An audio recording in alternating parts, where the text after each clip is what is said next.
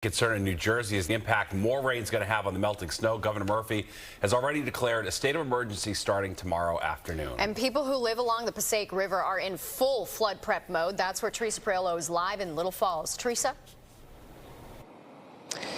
Yeah, Natasha and Steve, 3 weeks ago, this street was completely filled with water. 2 weeks ago, we saw household furniture and debris on people's front lawns. Now, if these predictions for tomorrow are correct, they may have to do it all over again. I don't like it. The last time too much water. Everything, the basement too, full. So much water in the basement. My car, the driveway, everything. It's hard to believe, but more rain is on the way in New Jersey.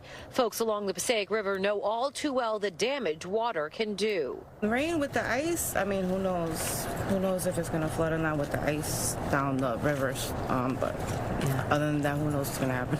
And now another storm is expected Tuesday. The heaviest bands of rain that we are predicting in this area or over this entire region is the exact area where the 7 rivers that deposit themselves into the Passaic River before it gets to Little Falls are. It has the potential to be so destructive the governor has declared a state of emergency as a way to mobilize resources faster.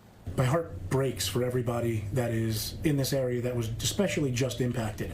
I'm getting texts and emails from people telling me they can't stop crying, that they're upset about the concerns that they have for just getting back into their home, just making repairs, and now potentially dealing with this again. We had a 12-year run without a flood of the Passaic River, and we're now looking at back-to-back floods within 3 weeks. It's heart-wrenching. The initial storm on December 19th ruined basements, garages, and heavy household machinery. Gone were memories and mementos and the comfort of knowing the rains wouldn't do this kind of damage. Now, these residents know more, both in Little Falls and in Patterson. It came up to about the end of this road. My house, luckily, I'm closer to this side before the warehouses over there, but on the other side, there are houses on the other side of that warehouse, and they got it bad. They were stranded. You know, they had to have a boat come in to get them out, and then fire trucks and all types of stuff.